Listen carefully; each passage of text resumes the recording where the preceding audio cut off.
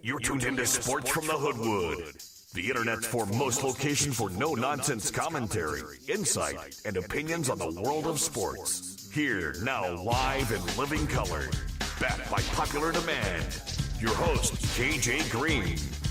Once again, we are in the Hoodwood, and the third jewel of the Triple Crown, I should say, going off Saturday as Justify tries to win the Belmont, which is the longest of the three races. Now, between now and Saturday afternoon, I want you to do me a favor. I want you to go onto YouTube, and I want you to pull up the clip of the 1973 Belmont. Now, I do this every June and watch the magnificent run of Secretariat. Now, I will admit, I didn't see Secretariat live. I was all of about 9 months old when Secretariat was dominating the headlines. So I only know about Secretariat from legend and reading. If you ever, and I first found out really about Secretariat when I was in high school. I read a piece called Pure Heart by one of the great sports writers who just recently passed away, Bill Nack. And he wrote an absolutely spellbinding, eloquent story about Secretariat and how he followed him from his 2-year-old maiden runs to his dominating finishes in the three jewels of the Triple Crown in 1973. If you ever want to read something that will be just warm your heart, read that piece, watch, and then read the piece, then watch the running of the 1973 Belmont, and then you'll understand the absolute power and grace and beauty in the way that Secretariat just dominated the field. I remember the one thing that sticks out to me was as Secretariat's turning for home, and he's way out in front, and the announcer for CBS is saying that Secretariat's running like a tremendous machine, and he wins the Belmont by 29 lengths. Now, if you know anything about horse racing, you know the Belmont is the longest race of the Triple Crown. It's 1.5 miles. And many horses who have won the first two jewels of the Triple Crown get to the Belmont and run out of gas. I mean, only 3 horses have won the Triple Crown since Big Red, which Secretariat was nicknamed, since he did. Seattle Slew and Affirm did so in back-to-back years in 1977 and 1978, which was done so soon after, and was while lauded, it wasn't celebrated as highly as Secretariat's dominating wins. Then 37 years went by, longer than the span between Citation and Secretariat's wins in 1948 to 1973. The names that tried and failed were legendary in their own right. I remember my personal favorite was Tabasco Cat. It was such a fine name for a horse. I love that name. And he was a great horse, but he won the last two jewels of the Triple Crown in 1994. And I think fans were ruefully shaking their collective heads, wondering what might have been had he not finished 6th in Churchill Towns, which basically ruined any chance of a Triple Crown win. Sunday Silence in 1989, finishing second to Easy Goer. Silver Charm in 97, finishing second to Touch Gold. And Real Quiet to Victory Gallop in the following year. And the one I was rooting hard for was Smarty Jones in 2004. He had won the Kentucky Derby and the Preakness in pretty dominating fashion and was leading at the top of the stretch in 2004, the Belmont. And I'm watching the race thinking, Smarty Jones is going to do it. He's going to win it.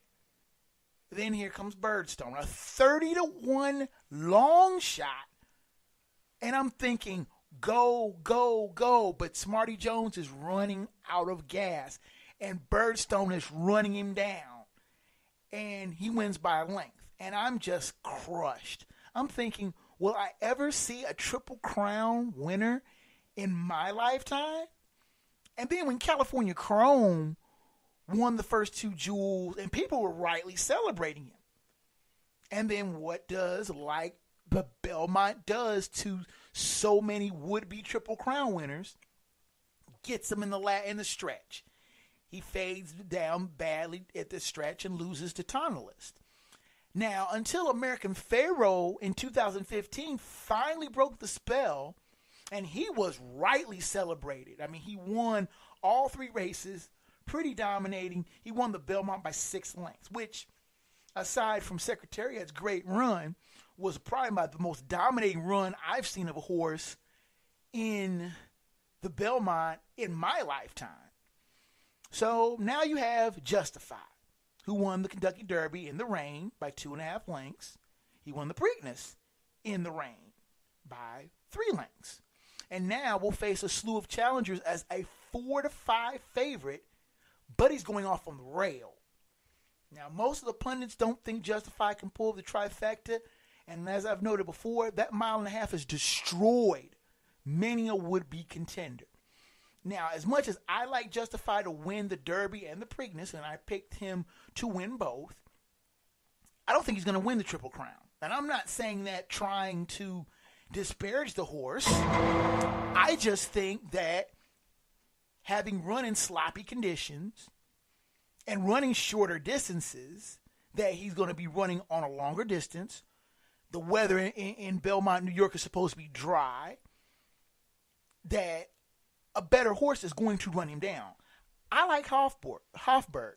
He's a 9-2 favorite, and he is, I believe, he's on the 4 or the 5 post position. He's not on the rail. He's not on that. That he's not on like one of the favorite positions. But I think as a 9-2 favorite, Hofburg will ruin Justified's bid for the Triple Crown. Now, I've been wrong about horses before. Lord knows that's why I don't pick horses. That's why I'm not a handicapper. I leave that to cats like Mike Taglia and stuff like that. But I like watching the Triple Crown. It's fun to watch 3 different weekends in May and June. And I honestly think that having a Triple Crown winner or a horse that's going after Triple Crown piques interest. And that it gets the rifle pub that is. And watching horses run, if you've never had the real chance to go to a horse farm, I've taken Princess Jazzy down to a couple times, and it's a fun experience. Check it out. But like I said, watch that video. Watch that YouTube video, and like I said, if you're not moved watching Secretariat barrel down the home stretch with no one in sight, you better check your pulse.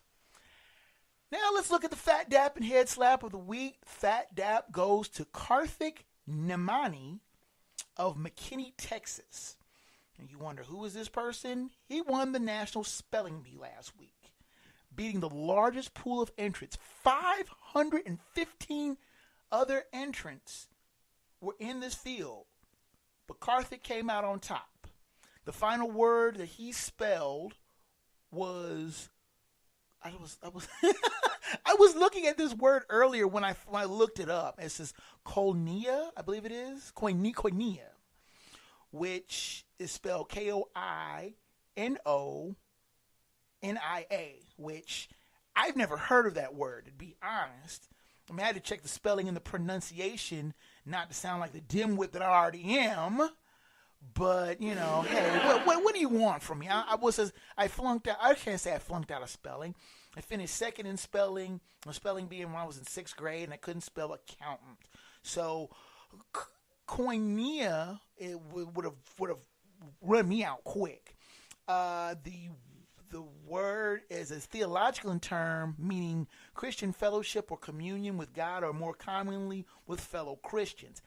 I had no idea what the word meant, but Nemani did, and he finished first. He wins over $40,000 cash, a humongous trophy. I've seen that spelling bee trophy. It would rival the Stanley Cup as a pretty big trophy, and he's won other prizes as well. And he was a first-time competitor in this. He's a 14-year-old from McKinney, Texas, but it was his first time in the National Spelling Bee.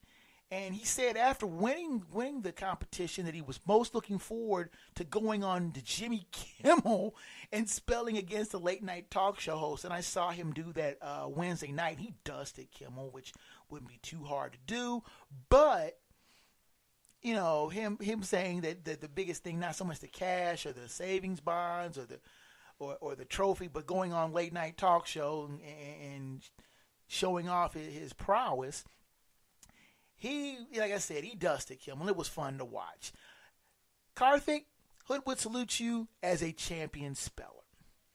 Now the head slap of the week goes to Brian Colangelo of the Sixers, who resigned today as team president after it was revealed that his estranged wife had established anonymous Twitter accounts that were criticizing players and personnel of the Sixers. Now, I said it here last week that I would wait to pass any kind of judgment on Colangelo.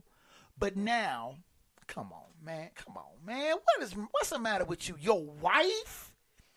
His estranged wife tried to pump Colangelo up while disparaging his predecessor, Sam Hinkie, who was formerly of the Sixers.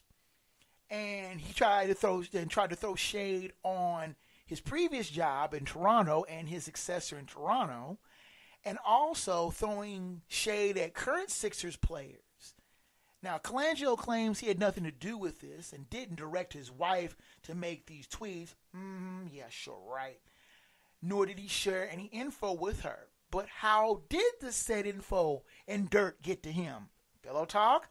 Who knows? But Colangelo, it was pretty obvious, he likely ran his mouth, and his wife, trying to get in good graces, remember they were separated, tried to make him look better. And all it did, it cost him his job. Now, other teams are going to be extremely leery of hiring him. It's going to be a PR headache of massive proportions. The head slap goes to Brian Colangelo, whose tweets cost him a cushy job. He should have known better. I'll be back to wrap it up with a final thought in just a moment.